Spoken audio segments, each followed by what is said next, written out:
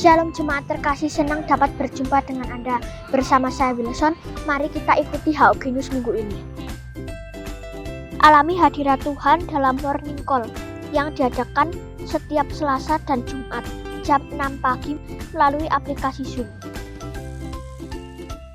Kakak-kakak GC dan Youth, jangan lupa join Next Gen Gathering yang akan diadakan besok Rabu 17 Februari jam 7 malam melalui Zoom. Doa pemimpin akan diadakan besok Kamis tanggal 18 Februari jam 7 malam melalui aplikasi Zoom. Tayangan rekaman ibadah dapat diakses jam 12 siang di channel YouTube GBI House of Glory. Jangan lupa di-subscribe ya. Persembahan dapat dimasukkan ke dalam kotak di dekat pintu masuk setelah ibadah. Selain itu juga dapat diberikan melalui transfer atau scan barcode berikut.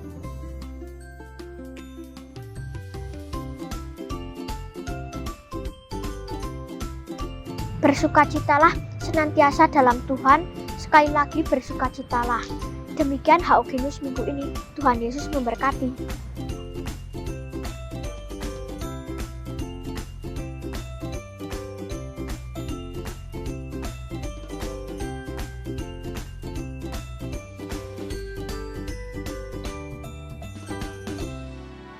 Shalom umat Tuhan, nama Tuhan kita boleh datang beribadah pagi hari ini. Mari kita persiapkan hati kita masuki gerbangnya Tuhan. Terima kasih Bapa, terima kasih. Kami bersyukur Tuhan, kami boleh datang pagi hari ini. Kami datang dengan keadaan yang baik semua karena berkat-Mu ya Bapa. Kami siapkan hati kami Tuhan. Kami mau bawa hati yang lapar dan haus akan Engkau. Kami mau terus nikmati hadirat-Mu pagi hari ini ya Bapa. Kami juga tidak henti-hentinya bersyukur kepada-Mu Tuhan. Kami punya Allah seperti Engkau, Allah yang penuh kasih, Allah yang mengenal setiap kami. Engkau Allah yang selalu menyertai kami, Engkau Tuhan yang setia. Sebab itu kami mau terus berharap hanya kepada Engkau Tuhan. Terima kasih Bapa, terima kasih. Kami percaya Engkau hadir di tengah-tengah kami pagi hari ini. Engkau siap melawat umat-Mu yang hadir, bahkan umat-Mu yang beribadah di rumah-rumah. Engkau menjamah mereka satu persatu. Terima kasih Bapa, kami serahkan doa kami ini ke dalam tangan-Mu. Di dalam nama Tuhan Yesus Kristus. Haleluya, amin. Terima kasih Bapa.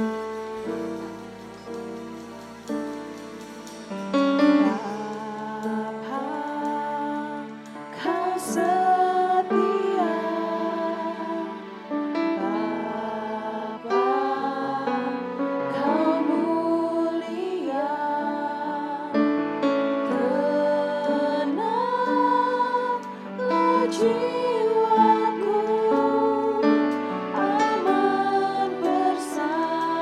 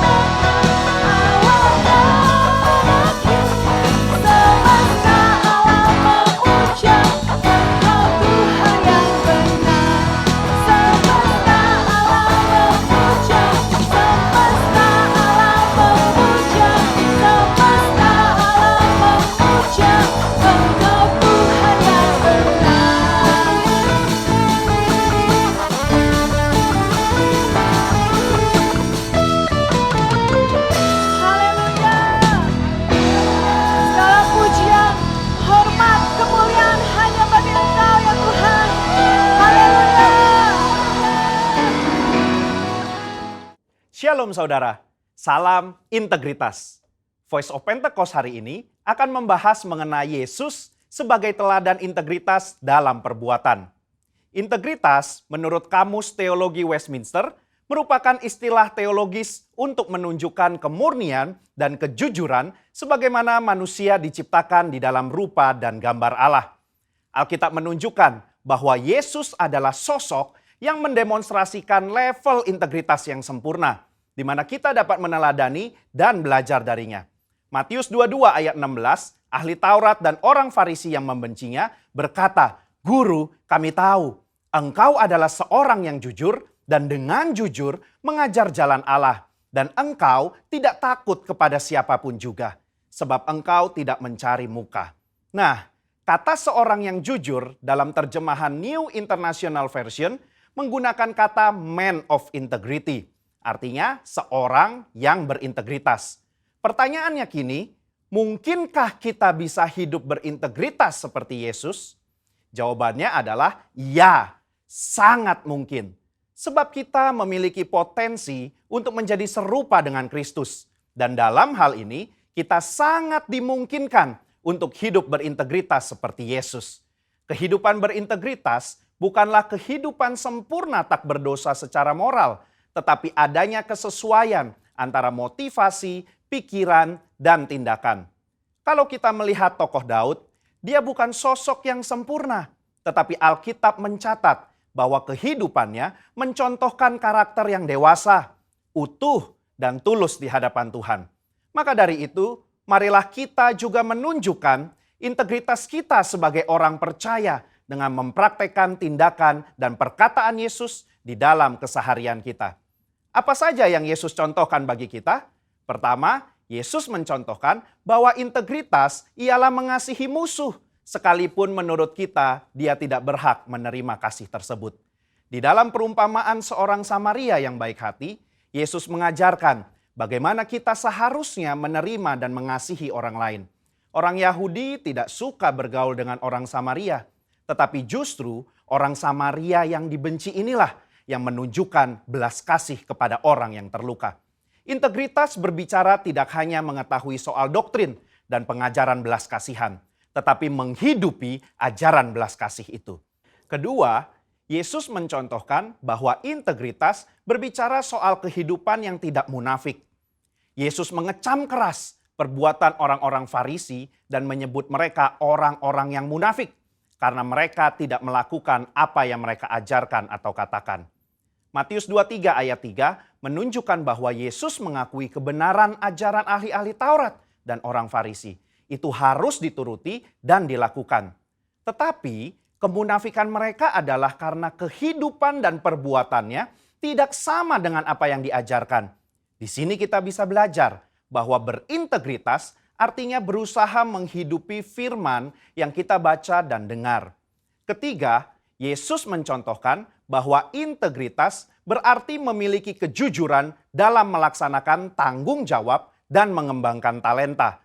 Yesus datang ke dunia mengemban misi dari Bapa untuk menyelamatkan umat manusia dari dosa. Dan dalam melaksanakan tugas dan tanggung jawabnya tersebut, Yesus menunjukkan bahwa dirinya adalah sosok yang jujur di dalam perkataan maupun tindakannya. Mari kita mengevaluasi perkataan dan tindakan kita hari ini. Adakah kejujuran di dalam setiap aspek kehidupan kita? Ada dua hal yang bisa kita lakukan supaya bisa hidup seperti Yesus. Yang pertama, membuka diri untuk dipenuhi oleh Roh Kudus. Pertumbuhan kerohanian tidak bisa terjadi tanpa Roh Kudus dalam hidup kita. Roh Kuduslah yang memampukan dan menuntun kita supaya menuju kehidupan kedewasaan rohani dan menghasilkan integritas yang membuat kita semakin serupa dengan Kristus. Kedua, mengambil bagian dalam komunitas orang percaya. Ibrani 10 ayat 25 mengingatkan kita untuk tidak menjauhi diri dari pertemuan-pertemuan ibadah dalam sebuah komunitas. Bahkan kita diminta untuk saling menasehati dan semakin giat menjelang kedatangan Tuhan. Di dalam komunitas inilah kita dapat saling menasehati, mengingatkan, bahkan nilai-nilai moral dan karakter integritas dapat diajarkan, dicontohkan, dan dilakukan. Di gereja kita sendiri, Terdapat kul, di mana kul merupakan tempat berlangsungnya pemuritan dan tempat di mana karakter kita diasah untuk semakin serupa seperti Kristus. Sudahkah Anda tergabung di dalam kul? Kesimpulannya, Yesus merupakan teladan integritas yang sempurna bagi kita. Sebagai orang percaya, kita dimungkinkan dan dimampukan untuk menghidupi kehidupan yang berintegritas seperti yang Yesus lakukan dan teladankan. Dengan kemauan, usaha, dan latihan yang terus-menerus, diiringi dengan tuntunan Roh Kudus, maka kita akan mengalami kedewasaan rohani dan karakter kita akan semakin serupa dengan Kristus. Saya berdoa di tahun integritas ini kita menjadi pribadi yang dewasa rohani, hidup berintegritas, dan menjadi berkat dimanapun kita berada bagi hormat dan kemuliaannya. Saudara, untuk penjelasan lebih lengkapnya dari tim teologi kami, jangan lupa buka link yang ada di atas atau scan QR Code yang tersedia. Tuhan Yesus memberkati. Shalom Tuhan. Kita semua diberkati Tuhan, amin. Ya, kita akan memperkatakan Pentakosta. Apa yang dimaksudkan dengan Pentakosta ketiga? 1. Pentakosta ketiga adalah pencurahan Roh Kudus yang dahsyat di zaman now, melebihi yang terjadi di Azusa Street. 2. Pentakosta ketiga akan mengakibatkan penuaian jiwa yang terbesar dan yang terakhir sebelum Tuhan Yesus datang kembali. 3. Pentakosta ketiga akan mengabadikan generasi Yeremia, yaitu anak-anak muda yang dipenuhi Roh Kudus, cinta mati-matian kepada Tuhan Yesus, tidak kompromi terhadap dosa, dan akan bergerak untuk memenangkan jiwa. 4. Pentakosta ketiga lahir di Indonesia dan bergerak ke bangsa-bangsa. Gerakan ini dari timur ke barat dan akan kembali ke Yerusalem. 5. Pentakosta ketiga akan memberikan kuasa untuk menyelesaikan amanat agung, dan setelah itu Tuhan Yesus datang kembali. Berikan tepuk tangan bagi Tuhan Yesus yang paling meriah. Saya undang kita semua untuk bangkit berdiri. Kita akan perkatakan janji Tuhan bahwa di tahun 2021 ini adalah tahun integritas, tahun keberhasilan, tahun kemakmuran bagi setiap kita. Amin. Tahun 2021, tahun integritas. Tahun 2021, tahun integritas. Yang percaya berikan sorak-sorai bagi Tuhan Yesus yang paling meriah. Kita akan berdoa syafaat. Bapa, kami mengucap syukur buat pagi hari ini kami bisa beribadah di tempat ini, suatu anugerah Tuhan yang luar biasa. Kami berdoa bahwa siapa pemimpin rohani, mulai dari Ketua BPH GPI Bapak Pendeta Dr. Rubin Adi Abraham, Ketua BPD GPI Jateng dan DIY Bapak Pendeta Gideon Rusli, Ketua Perwil Baradaya Bapak Pendeta Ruben Sunarto, Ketua Perwil Semarang Bapak Pendeta Andreas Budi Utomo, Bapak Rohani Bapak Pendeta Dr. Insinyur Niko Nyotara Harjo, Bapak Pendeta Ruby Dikantara, dan Gembala Jemaat di tempat ini Bapak Pendeta Timotius Andi Cahyono. Bapak, kami menopang bagi hamba-hambamu ini. Kami berdoa Tuhan, biarlah Engkau ya Tuhan yang terus mengurapi hamba-hambamu ini. Engkau yang memperlengkapi Tuhan, Engkau yang memberikan kekuatan selalu baru setiap hari ya Tuhan Yesus. Kami percaya Tuhan, apa yang menjadi visimu ya Tuhan Yesus, setiap hamba-Mu boleh menangkap dan melakukan apa yang menjadi kehendak Tuhan, menyenangkan hati Tuhan. Terima kasih ya Bapa, di setiap pelayanan-pelayanan Tuhan, apapun itu ya Tuhan Yesus, Tuhan yang memberkati. Kau yang memberkati keluarga demi keluarga hamba-hamba-Mu ini Tuhan, menjadi keluarga yang takut akan Tuhan. Terima kasih ya Tuhan Yesus, kami berdoa buat kota Wonosobo dan Semarang Tuhan. Kami berdoa buat kedua kota ini Tuhan Yesus, biarlah kedua kota ini Tuhan terjadi pemulihan Tuhan, terjadi pemulihan ekonomi Tuhan Yesus, dan setiap jiwa-jiwa Tuhan terjadi pemulihan ya Tuhan Yesus. Kami percaya Tuhan, kedua kota ini Tuhan yang memberkati. Tuhan, Engkau yang memberkati setiap pemimpin-pemimpin kota ini Tuhan, pemimpin-pemimpin kota yang takut akan Engkau ya Tuhan Yesus. Terima kasih ya Tuhan, kami juga berdoa buat gereja-gereja di kedua kota ini ya Tuhan, bersatu hati ya Tuhan Yesus untuk memenangkan jiwa, penuaian jiwa-jiwa boleh terjadi ya Tuhan Yesus. Kami juga berdoa bagi bangsa Indonesia, bangsa yang diberkati oleh Engkau ya Tuhan. Bangsa Indonesia mengalami perubahan yang semakin baik lagi. Kami percaya, kami berdoa ya Tuhan, buat bangsa Indonesia ini semakin hari boleh semakin mengalami terobosan ya Tuhan, pemulihan ya Tuhan Yesus. dan terbebas ya Tuhan Yesus dari virus corona Tuhan. Pandemi ini ya Tuhan Yesus, kami percaya bangsa Indonesia kami bersatu hati Tuhan. Kami bisa bersama-sama melewati pandemi ini ya Tuhan Yesus. Hindarkan dari segala yang jahat dan krisis moneter ya Tuhan Yesus. Kami percaya Engkau yang mengasihi bangsa Indonesia ini Tuhan. Engkau yang juga melindungi bangsa Indonesia ini Tuhan Yesus. Dari segala bencana apapun Tuhan yang terjadi akhir-akhir ini Tuhan. Engkau yang memberikan kekuatan bagi korban-korban yang mengalami ini ya Tuhan Yesus. Kami percaya Tuhan, banyak orang yang bertobat, banyak orang yang bertemu dengan Engkau ya Tuhan Yesus. Mengaku Engkau sebagai Tuhan dan Juru Selamat yang hidup dalam hidup mereka semua diselamatkan. Terima kasih ya Tuhan, kami juga berdoa bagi generasi Yeremia, anak-anak muda yang mengasihi Tuhan, yang cinta mati-matian kepada Engkau ya Tuhan Yesus. Generasi Yeremia sebagai penerus ya Tuhan, wujud tombak ya Tuhan bagi kegerakan Tuhan, kerohanian, kekristenan ya Tuhan di bangsa Indonesia ini ya Tuhan Yesus. Terima kasih ya Bapa, kami juga berdoa bagi Yerusalem. Shalom Yerusalem, damai sejahtera turun atas Yerusalem. Terima kasih Tuhan, kami juga memberikan persembahan bagimu ya Tuhan Yesus. Kami berikan dengan sukacita, Engkau yang menguduskan dan menyucikan. Terima kasih ya Bapa, dalam nama Tuhan Yesus, haleluya, amin.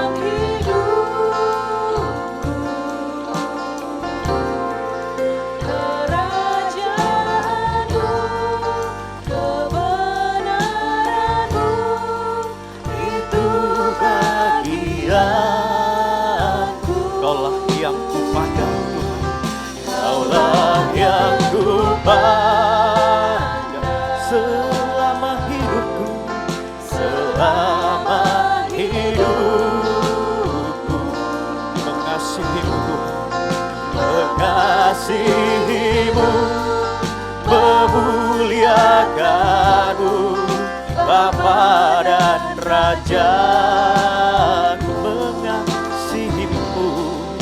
Mengasihimu, memuliakanmu, Bapa dan Raja. Mengasihimu, memuliakanmu Tuhan, Bapa dan Raja-Ku, Bapa dan Raja-Ku.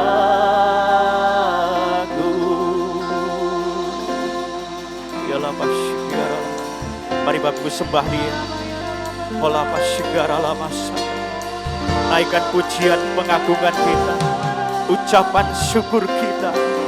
Katakan terima kasih Tuhan, kami bersyukur Bapa. Haleluya, haleluya.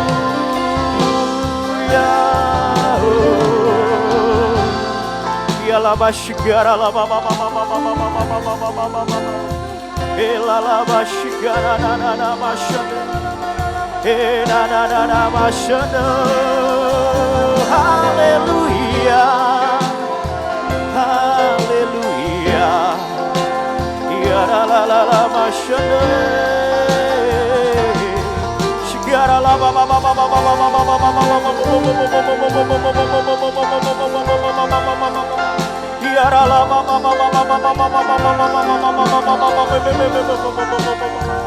Haleluya, na na na na na na masyana. Haleluya. Kami sembah Engkau Tuhan, kami tinggikan Engkau Yesus Tuhan. Lapa shigara lapa shakana nama shana lapa. Lapa shigara lapa lapa lapa lapa. Kami tanggalkan segala beban, kami tanggalkan segala dosa. Kami sungguh-sungguh Tuhan lebih lagi ada dalam hadirat Tuhan. Kami siapkan hati kami, pikiran kami saat ini Bapa, untuk lebih lagi kami mendengarkan suara yang menuntun langkah hidup kami. Mari Roh Kudus saat ini Kau yang berkuasa dalam hidup kami. Di tempat ini, di rumah-rumah, di mana kami mengadakan ibadah online. Kami percaya hadirat Tuhan, kuasa Roh Kudus yang terus memimpin hidup kami, mengajar kami, mendidik kami dalam kebenaran firman-Mu. Dan Bapa, kami siapkan hati kami saat ini Tuhan, untuk mendengarkan isi hati-Mu. Berbicaralah kepada setiap kami. Roh Kudus, tuntun kami Tuhan. Kami siap mendengarkan. Di dalam nama Tuhan Yesus Kristus, yang percaya dan siap mendengarkan firman Tuhan, sama-sama katakan, amin. Silakan duduk kami dikasih Tuhan, shalom. Di nama Tuhan, pagi hari ini kita percaya bahwa sukacita surga di tempat ini juga di rumah-rumah buat Bapak Ibu Saudara yang beribadah secara online di rumah. Mari kita sungguh-sungguh persiapkan hati kita mau dengarkan kebenaran firman Tuhan. Kita percaya bahwa Tuhan terus menuntun gereja ini, secara khusus gereja kita, di tahun 2021, di mana orang mungkin akan berkata, dunia berkata bahwa tahun ini akan jadi sesuatu yang tidak menentu. Pandemi masih berlangsung dan kita tidak tahu kapan akan berakhir. Tapi kita percaya bahwa ketika kita bersama dengan Tuhan, kita mampu melewatinya, bahkan kita akan dibawa dalam kemenangan demi kemenangan. Hari ini saya mau berbicara tentang krisis dan integritas. Masa-masa ini di mana pandemi masih berlangsung, orang sering menyebutkan inilah masa-masa krisis yang sedang terjadi. Karena apa? Karena semua akhirnya terkena dampaknya. Dari ekonomi, dari sosial, dari budaya, dari politik, semua terkena dampak dari pandemi karena COVID-19 yang sudah berlangsung hampir 1 tahun ini di Indonesia, di negara kita. Kita ingat ketika kita mulai tidak beribadah secara onsite pada bulan Maret, kita tahu hari-hari itu adalah hari yang berat mungkin bagi kita semua, bagi gereja kita juga, sampai kemudian kita bisa mengadakan ibadah secara onsite di bulan Agustus, dan sampai hari ini kembali kita masih bisa mengadakan ibadah onsite, semua karena kasih karunia Tuhan untuk membuktikan bahwa di dalam situasi apapun Tuhan Yesus tidak pernah meninggalkan kita. Tahun 2021 dikatakan sebagai tahun integritas. Saya percaya ketika bapak-bapak rohani kita, secara khusus Gembala Pembina Pak Niko, menyampaikan, menerima pesan Tuhan disampaikan kepada gerejanya bahwa tahun ini adalah tahun integritas.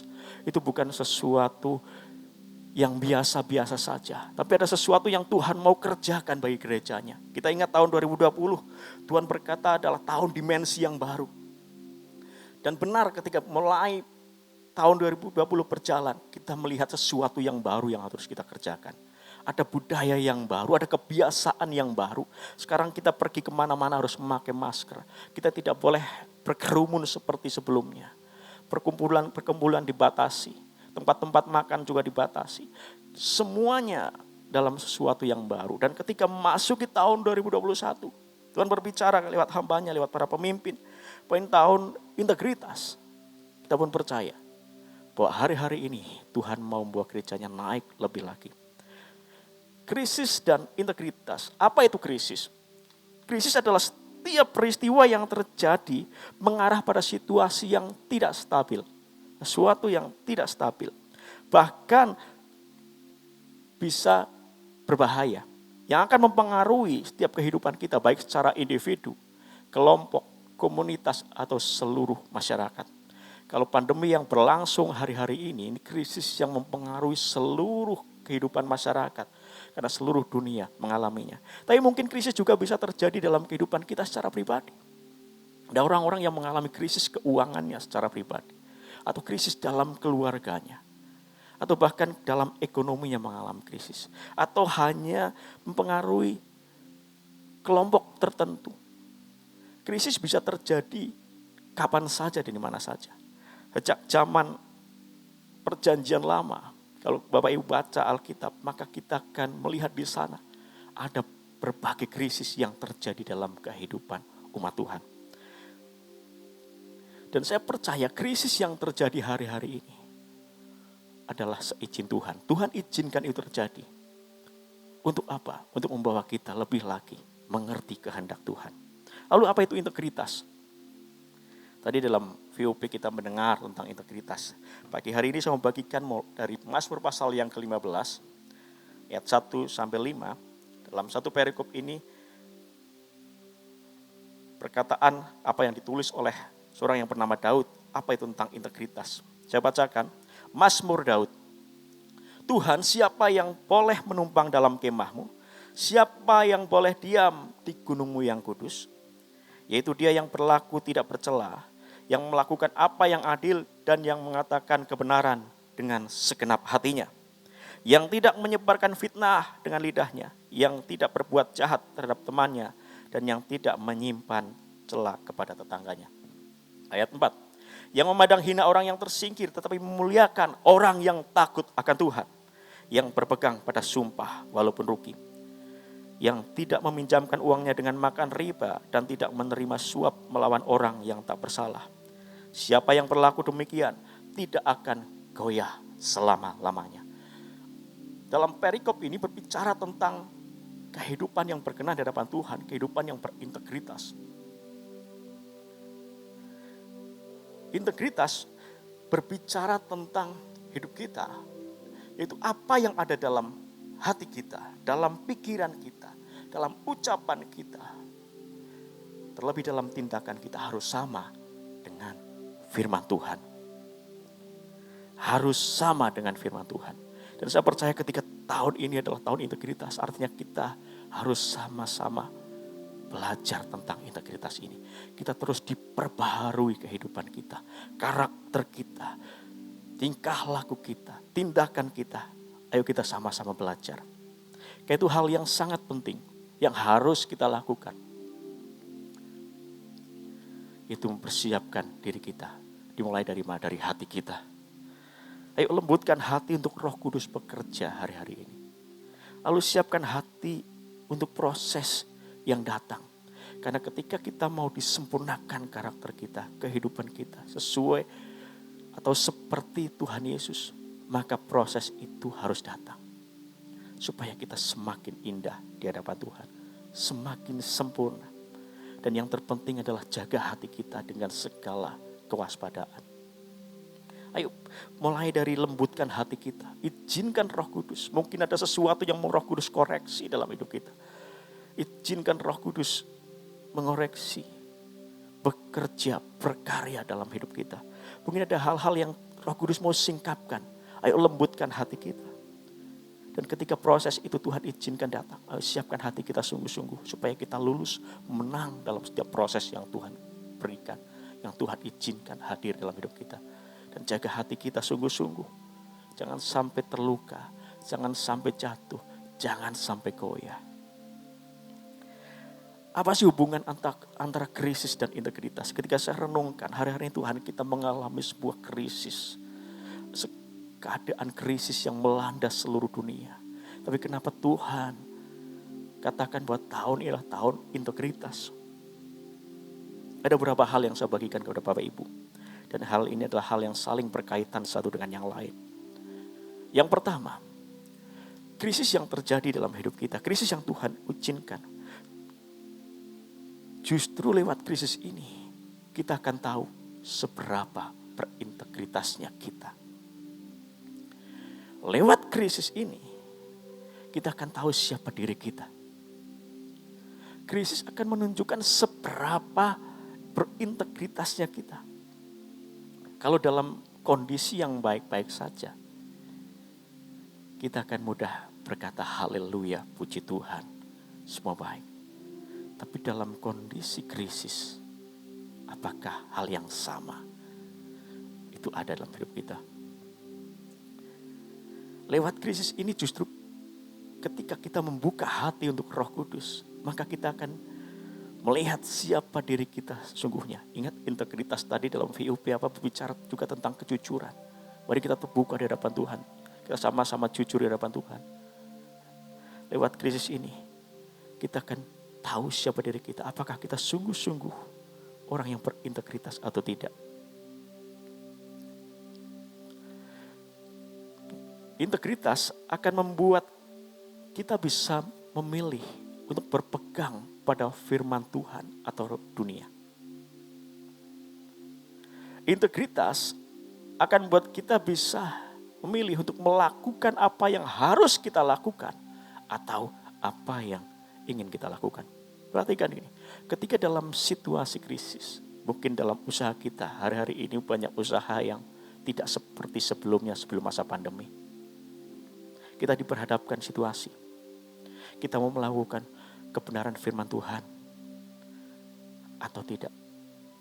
Kita mau tetap berpegang pada firman Tuhan, berpegang kepada kebenaran, atau menghalalkan segala cara untuk memperoleh keuntungan. Lewat krisis ini kita diuji, kita bisa lihat siapa diri kita. Kita tahu apa yang harus kita lakukan sebagai anak Tuhan. Karena firman Tuhan mengajarkan kejujuran, kebenaran dalam kehidupan kita. Tapi saat situasi krisis, di sini integritas berbicara apa yang harus kita lakukan. Jadi lewat krisis ini kita akan bisa melihat siapa diri kita. Kita tahu apa yang harus kita lakukan atau apa yang ingin kita lakukan. Ini sesuatu yang berbeda. Contoh ketika kita bangun pagi. Harusnya yang pertama kita lakukan adalah cari Tuhan. Kita datang kepada Tuhan. Kita berdoa, memuji, menyembah Tuhan bersaat teduh. Tetapi inginnya daging kita adalah kita tetap menikmati waktu tidur itu. Karena apa? Karena udara sangat dingin. Tapi integritas akan buat kita mengerti siapa diri kita. Kita harus bisa memilih, melakukan apa yang harus kita lakukan atau apa yang ingin kita lakukan. Yang harus kita lakukan mungkin keuntungan ini sangat sedikit, tetapi yang ingin kita lakukan ada sesuatu keuntungan yang besar tapi bertentangan dengan firman Tuhan. Disinilah integritas berbicara dalam hidup kita. Jadi krisis yang terjadi akan menunjukkan seberapa berintegritasnya kita. Karena diperlukan kelembutan hati, membuka hati untuk Roh Kudus bekerja mengoreksi seluruh hidup kita. Apa yang harus dilakukan? Alkitab mengajarkan demikian. 1 Tesalonika 5 ayat 16-19. Bersukacitalah senantiasa dalam krisis yang terjadi, apapun yang terjadi Bapak Ibu. Bersukacitalah senantiasa. Sukacita adalah kekuatan. Hari Rabu yang lalu di Kulkit anak-anak ada dalam persekutuan lewat Zoom meeting. Diajarkan tentang arti bersukacita. Diajarkan bagaimana supaya bersukacita dalam segala keadaan. Kita gak boleh kalah dengan anak-anak kita. Ayo bersukacitalah senantiasa dalam keadaan apapun. Enak atau tidak enak. Belajar untuk bersukacita. Tetap berdoa dalam segala situasi. Tetap berdoa. Jangan berhenti untuk berdoa. Berdoa dengan tidak jemu-jemu. Terus berdoa. Mungkin kita menghadapi situasi yang susah. Kita menghadapi situasi yang tidak seperti sebelum-sebelumnya hari-hari ini. Ada ketakutan. Ada kekhawatiran. Karena virus yang masih terus merajalela. Karena situasi ekonomi yang belum kondusif. Tetapi tetap berdoa. Ketika kita berdoa, kita percaya Tuhan bekerja. Lalu mengucap syukur dalam segala hal. Ini juga sesuatu yang tidak gampang. Tetapi bukan sesuatu yang tidak bisa kita lakukan. Bersyukur dalam segala hal. Alkitab berkata sebab itulah yang dikehendaki Allah dalam Kristus Yesus. Bersyukur dalam segala keadaan. Dan jangan padamkan roh. Terus bangun manusia roh kita. Itulah kekuatan dalam hidup kita. Bangun manusia rohani kita. Terus bangun manusia roh. Karena hari-hari ini situasi yang terjadi adalah kesempatan juga bagi si jahat untuk menjatuhkan anak-anak Tuhan. Banyak anak-anak Tuhan yang jatuh imannya, goyang imannya. Karena itu jangan padamkan roh, karena itulah kekuatan kita.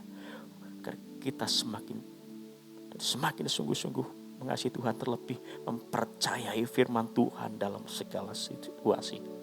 Meskipun situasi itu tidak memungkinkan, tidak mengenakan bagi daging kita, bagi hidup bagi kita. Tapi jangan padamkan roh. Tetap percaya bahwa Tuhan bekerja dalam segala sesuatu untuk mendatangkan kebaikan dalam hidup kita. Jadi krisis akan menunjukkan siapa diri kita. Mari buka hati kita sungguh-sungguh, koreksi diri kita. Ketika krisis melanda hidup kita saat ini, mungkin itu krisis itu bisa juga bicara tentang keuangan, kesehatan, ekonomi, bahkan krisis kepercayaan. Apa yang harus kita lakukan? Bersukacita senantiasa. Tetap berdoa, mengucap syukur dalam segala hal. Jangan padamkan roh. Yang kedua, apa hubungan krisis dengan integritas? Ini berbicara tentang mengambil resiko. Dalam Mazmur pasal 15 ayat yang keempat, yang memandang hina orang yang tersingkir, tetapi muliakan orang yang takut akan Tuhan. Perhatikan bagian akhir dari ayat ini. Yang berpegang pada sumpah walaupun rugi. Daud berkata, Tuhan, siapa yang boleh datang kepadamu? Siapa yang boleh naik ke gunung kudus Tuhan? Ayat 4 bagian terakhir ini dikatakan apa? Yang berpegang pada sumpah walaupun rugi. Ingat tadi yang pertama bahwa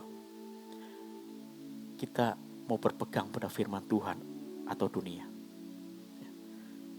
Yang berpegang pada sumpah walaupun rugi. Dalam kisah-kisah di Alkitab, ada beberapa kisah yang menunjukkan tokoh-tokoh Alkitab.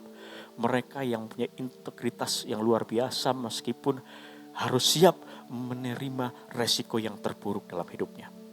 Saya akan ajak saudara lihat sebuah kisah. Itu kisah tentang Daniel, Sadrak, Mesak, dan Abednego. Pada masa pembuangan di Babilonia, kita tahu bahwa masa itu bangsa Israel dibawa ke negeri Babel dalam pemerintahan Raja Nebukadnezar. Orang-orang hebat, orang-orang pintar dibawa semuanya. Yang ditinggal di Yerusalem hanya orang-orang yang sepertinya tidak berguna. Dan Daniel, Sadrak, Mesak, dan Abednego waktu itu masih usia yang sangat muda. Dan mereka adalah golongan para bangsawan yang pintar, yang cerdas. Mereka dipilih dari sekian banyak orang untuk dididik di istana Raja Babel. Untuk dipersiapkan bekerja di istana Raja. Apa yang terjadi dengan Daniel, Sadrak, Mesak, dan Abednego? Daniel 1 ayat yang ke-8. Daniel berketetapan untuk tidak menajiskan dirinya dengan santapan raja dan dengan anggur yang biasa diminum raja. Dimintanyalah kepada pemimpin pegawai istana itu supaya ia tak usah menajiskan dirinya. Dalam situasi itu, ketika dalam masa pendidikan di istana Raja Babel, Daniel dan teman-temannya harus sungguh-sungguh mengikuti proses pendidikan di sana, termasuk soal makanan. Dan makanan yang disajikan di sana bukanlah makanan yang berkenan di hadapan Tuhan, sesuai dengan kepercayaan Daniel, Sadrak, Mesak, dan Abednego sebagai penyembah dari Allah Yehova. Tetapi apa yang dilakukan Daniel? Dia berketetapan hati tidak menajiskan dirinya. Meskipun itu mengundang resiko yang besar. Jika raja tahu, bisa murka dan dapat hukuman yang berat. Lalu kita akan melihat lagi kisah bagaimana ketika Sadrak, Mesak, dan Abednego, mereka harus menghadapi resiko yang berat juga. Ketika Raja Nebukadnezar, Raja Babel, membuat sebuah patung yang besar. Dan semua orang harus menyembah kepada patung itu. Tetapi mereka berketetapan hati untuk tidak menyembah kepada patung itu. Apa yang dikatakan oleh ketiga orang ini sesuatu yang luar biasa. Daniel 3 ayat 17, ini perkataan dari Sadrak, Mesak, dan Abednego. Suatu yang luar biasa. Jika Allah kami yang kami puja sanggup melepaskan kami, maka ia akan melepaskan kami dari perapian yang menyala-nyala itu dan dari dalam tanganmu ya Raja. Ini suatu perkataan iman. Bahwa dia percaya Allahnya yang dia sembah, Allah yang hidup, Allah Abraham, Ishak, dan Yakub, Allah yang juga datang ke dunia dalam diri Tuhan Yesus Kristus, Allah yang kita percaya. Dia percaya bahwa Allahnya sanggup melepaskan dia dari tangan sang raja. Tapi ayat 18 berkata juga demikian. Tetapi seandainya tidak, seandainya Tuhan tidak menolong kami, apa yang dilakukan? Dia berkata, hendaklah Tuanku mengetahui, ya Raja, bahwa kami tidak akan memuja dewa Tuanku dan tidak akan menyembah patung emas yang Tuanku dirikan ini. Ini suatu perkataan yang luar biasa dan mereka tahu resiko apa yang terjadi ketika mereka berkata itu. Mereka harus siap menghadapi hukuman yang berat. Dan benar kalau Bapak Ibu baca kisah selanjutnya, mereka harus masuk ke dalam perapian yang menyala-nyala. Mereka dibakar hidup-hidup. Tapi kita melihat semuanya happy ending di sana. Bahwa Tuhan menyatakan kemuliaannya. Mereka boleh melihat kuasa dan kemuliaan Tuhan. Mereka boleh melihat mujizat Tuhan. Kenapa? Mereka berani berpegang pada sumpahnya, setia kepada Tuhan. Meskipun siap mengalami resiko yang ada. Meskipun secara dunia akan mengalami kerugian. Ini sesuatu yang luar biasa. Kemudian dalam Daniel pasal yang ke-6. Ini tentang Daniel ketika masa pemerintahan Raja Darius. Daniel seorang yang benar, seorang yang tidak bercela. Dalam pekerjaannya, membantu Raja dalam pemerintahan. Dia orang yang hebat, orang yang sukses. Tetapi banyak orang yang tidak suka. Biasa kalau orang yang jujur, orang yang baik, akan banyak lawannya. Akan banyak orang yang tidak suka. Dan mereka mencari kesalahan-kesalahan dari Daniel tidak didapatkan dalam hal pekerjaannya. Hanya satu, yaitu dia itu seorang penyembah Allah Yehova. Dan ini yang dimanfaatkan oleh lawan-lawan politiknya pada masa itu. Tetapi apa yang terjadi? Kita melihat di sini. Daniel 6 ayat yang ke-11 saya bacakan. Demi didengar Daniel bahwa surat perintah itu telah dibuat. Jadi para lawan politiknya mempengaruhi raja supaya membuat sebuah surat perintah. Supaya tidak ada orang yang menyembah selain apa yang mereka percayai. Dalam kamar atasnya ada tingkap-tingkap yang terbuka ke arah Yerusalem. 3 kali sehari ia berlutut berdoa serta memuji Allahnya seperti yang biasa dilakukannya. Jadi ketika lawan politiknya membujuk raja membuat suatu perintah bahwa dalam waktu ini siapa yang memohon kepada dewa atau kepada Allah selain kepada Tuanku harus dihukum. Dan tanpa sadar raja mengikuti kemauan mereka. Dan apa yang terjadi? Daniel tetap mengambil resiko harus menghadapi situasi yang berat. Demi apa? Demi dia berpegang pada kebenaran firman Tuhan. Dia tetap berdoa sungguh-sungguh di rumahnya. Jadi pada masa itu, bangsa Israel itu ada dalam pembuangan di Babel. Kita tahu Babel itu bukan penyembah Allah Yehova. Dia menyembah berhala. Dan di masa itu tentunya tidak ada tempat ibadah seperti saat ini untuk umat Israel. Tempat ibadah mereka masih terfokus di Yerusalem. Dan ketika mereka dibuang, bait Allah itu sudah runtuh. Jadi mungkin seperti situasi hari-hari ini ketika beberapa waktu yang lalu kita tidak bisa ibadah. Kita beribadah secara online di rumah.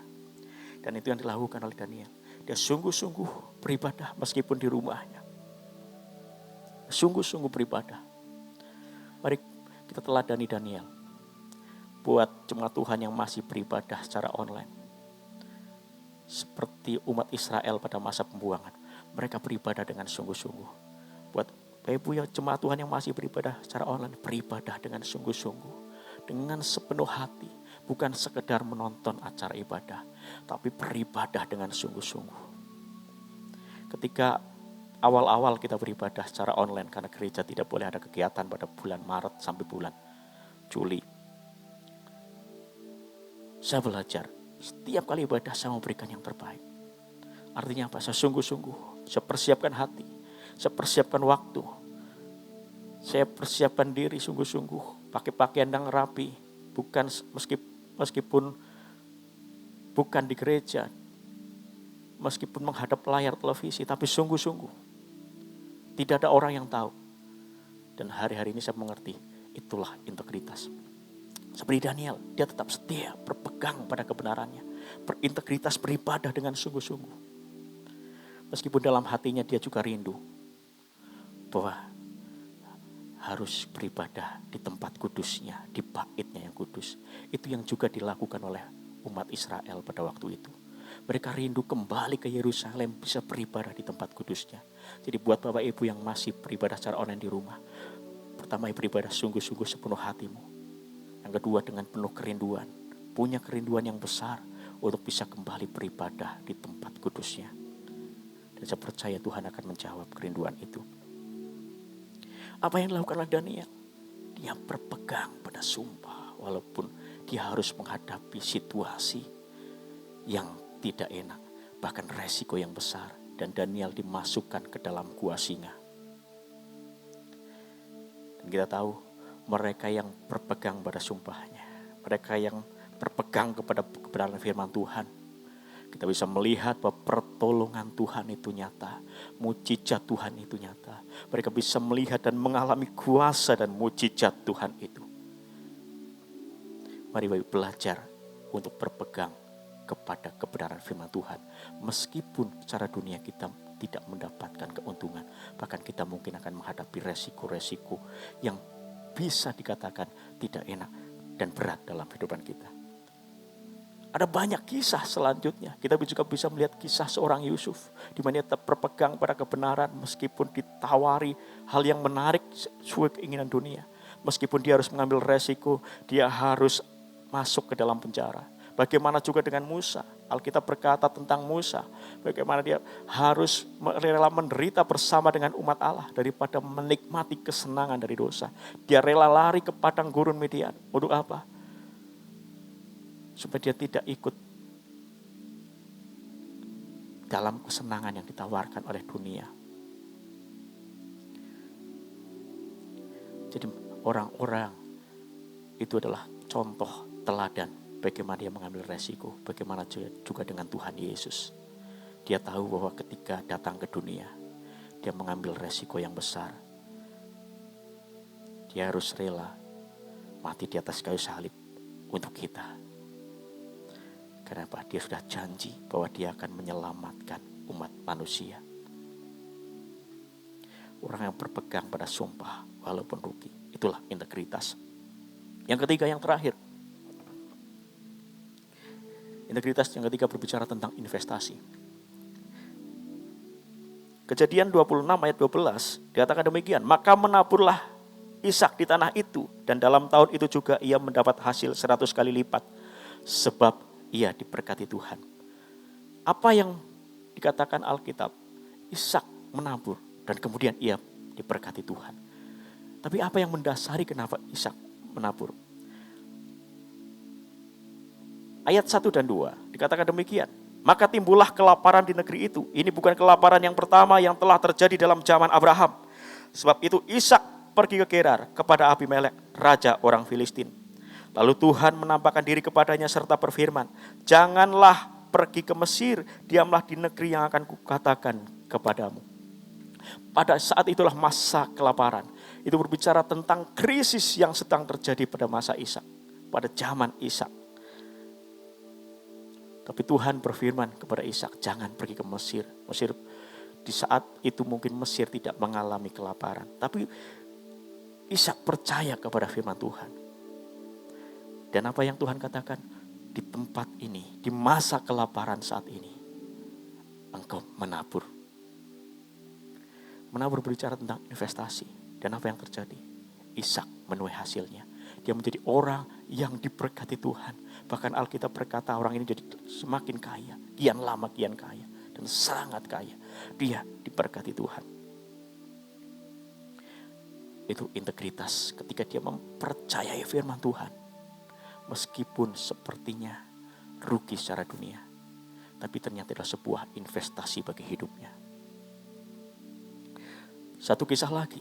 Kisah seorang janda bernama di daerah Sarfat. Tinggal di sebuah tempat bernama Sarfat. Kita kenal sebagai janda Sarfat.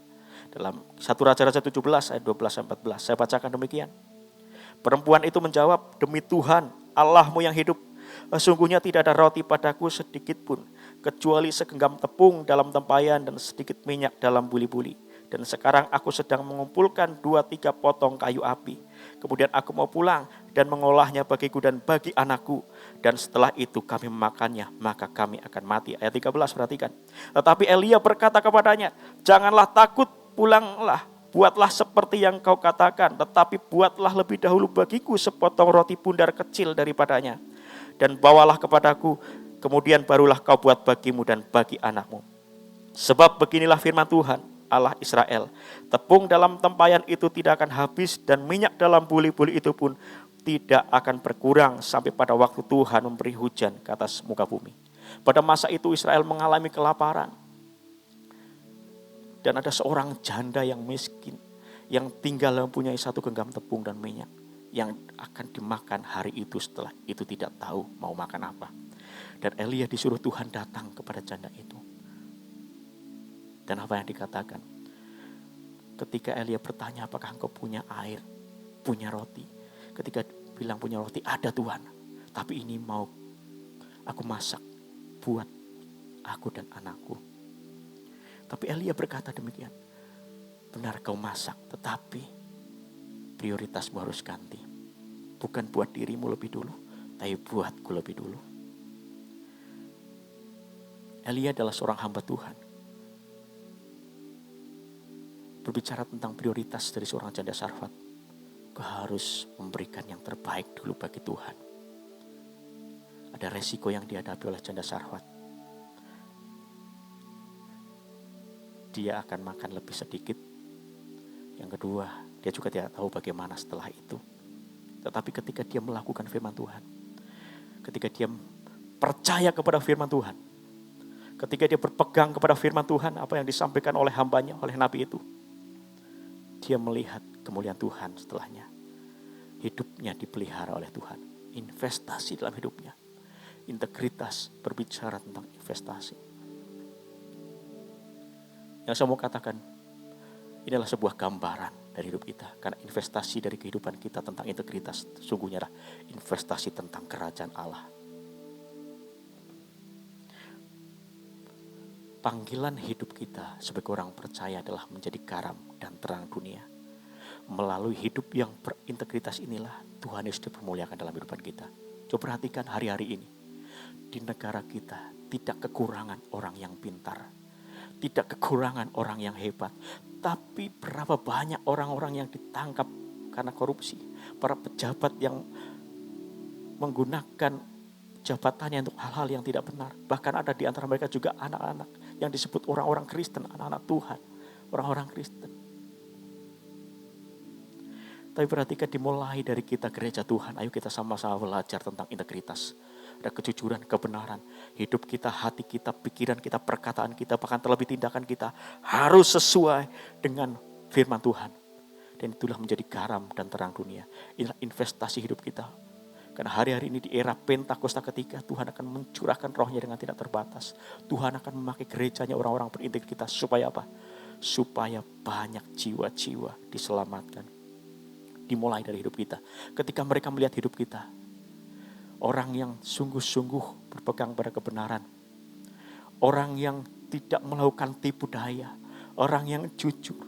Maka lewat hidup kita itulah nama Tuhan dipermuliakan. Itulah investasi bagi kerajaan Allah. Satu ayat terakhir. Firman Tuhan berkata dalam 1 Yohanes 2 ayat 17. Dan dunia ini sedang lenyap dengan segala keinginannya. Tetapi orang-orang yang melakukan kehendak Allah tetap hidup selama-lamanya. Kita tidak tahu apa yang terjadi dengan dunia ini. Kita tidak tahu apa ke depan hari-hari apa yang terjadi. Tapi ketika kita melakukan kehendak Allah, kita akan tetap hidup.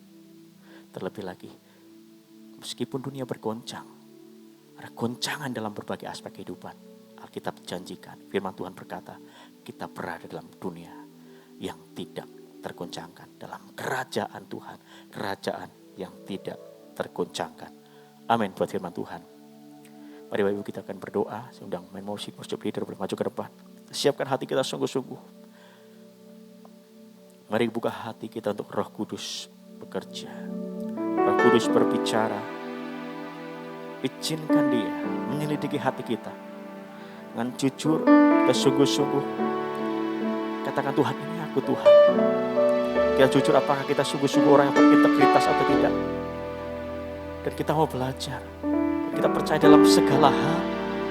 Tuhan Yesus itu sungguh-sungguh Tuhan. Tuhan Yesus tidak pernah meninggalkan kita. Dunia mungkin berkata ini hal yang tidak menentu. Hari-hari ini akan terjadi hal yang tidak menentu. Tapi orang yang berpegang kepada kebenaran, orang yang berpegang kepada sumpahnya, kepada kebenaran firman Tuhan, Tuhan janjikan dia akan hidup selama-lamanya.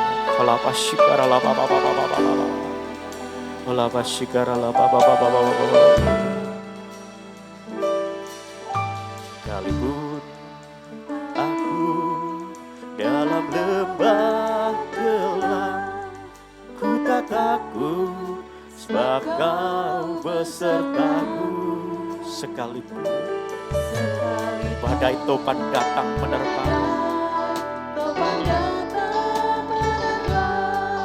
ku tak gentar sebab Kau di sisiku. Dari awal nyanyikan pujian ini. Aku dalam lembah gelap, ku tak takut sebab Kau besertaku. Sekalipun badai topan datang menerpa, ku tak gentar. Mari bangkit berdiri, katakan, aku percaya Tuhan. Aku percaya berkat-Mu Bapa melimpah kebajikan kemurahan, bajikan kemurahan selalu mengikutiku. Ku puji, ku sembah Kau Tuhan. Aku percaya, aku percaya berkat atasku melimpah,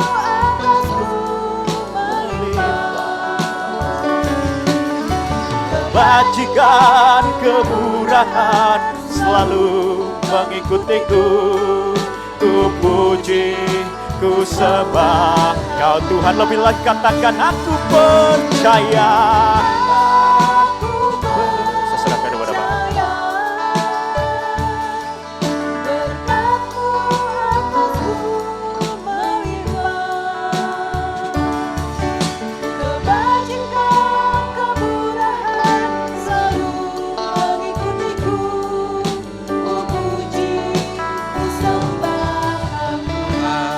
Sekali lagi katakan, aku percaya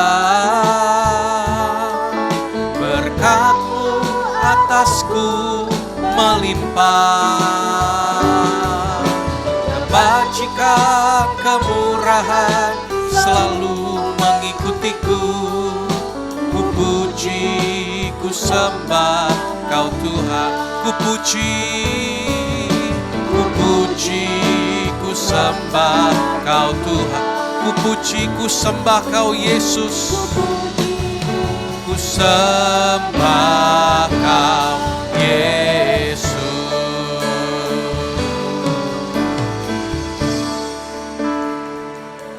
Sebelum kita berdoa, kita akan melihat satu ayat. Tadi ketika pagi saya membaca firman Tuhan berbicara lewat ayat ini. Dalam Amsal pasal yang ke-14, ayatnya yang ke-32. Firman Tuhan berkata, orang fasik dirobohkan karena kejahatannya, tetapi orang benar mendapat perlindungan. Karena apa, saudara? Karena apa? Karena ketulusannya. Saudara, di tahun integritas ini kita sering mendengar tentang kata ketulusan. Karena ketulusan itu berbicara tentang sikap hati yang benar, jujur, ya, siap untuk terus dimurnikan sama Tuhan. Mari saudara, apa yang telah disampaikan, saya mengajak setiap jemaat Tuhan, ayo kita responi. Ayo kita ambil waktu, ayo kita bayar harga. Kenapa kita tidak mendapat sesuatu yang terbaik? Kenapa kita tidak mengalami terobosan? Karena seringkali kita tidak mau bayar harga, saudara. Ketika Tuhan uji, ayo tunjukkan kalau kita ini pribadi yang berintegritas. Kita lulus dalam ujian. Amin, saudaraku. Masa-masa yang sulit hari-hari ini, saudara jangan menyerah. Ayo umat Tuhan tetap kuat di dalam Tuhan. Percaya, karena janji Tuhan itu ya dan amin. Janjinya adalah perisai bagi kehidupan kita. Yang percaya katakan amin. Saudara, renungkan ini baik-baik. Kalau di masa krisis ini, saudara gagal untuk percaya kepada Tuhan. Sekali lagi, kalau di masa krisis ini, dalam segala pergumulan yang terjadi, engkau gagal untuk percaya kepada Tuhan. Saudara, satu tanda tanya, apakah engkau sungguh-sungguh percaya akan menerima keselamatan kekal kelak? Kalau saat ini yang kelihatan, kita tidak yakin sungguh-sungguh apa yang menjadi janji Tuhan. Bagaimana mungkin kita bisa percaya kalau Dia sediakan kehidupan kekal kelak selama-lamanya? Mari datang kepada Tuhan. Saya memberikan waktu kepada seluruh jemaat beberapa saat untuk kita meresponi firman Tuhan. Oh, nama Shikarababa. Mari semua bawa hidup kita kepada Tuhan.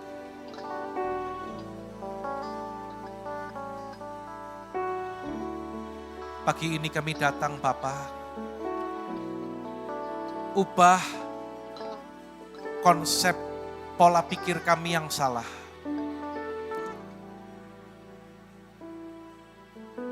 Bahwa setiap persoalan itu bukanlah sesuatu yang negatif.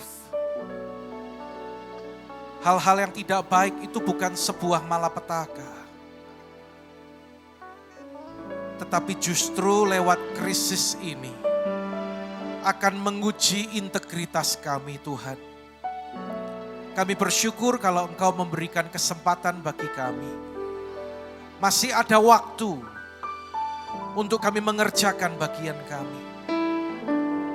Tuhan masih memberikan kesempatan bagi kami Tuhan. Untuk kami terus belajar. Untuk kami terus melakukan kebenaran-Mu Tuhan.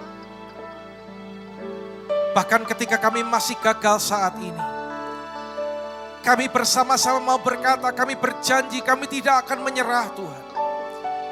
Kami akan terus lakukan itu dengan pertolongan Roh Kudus.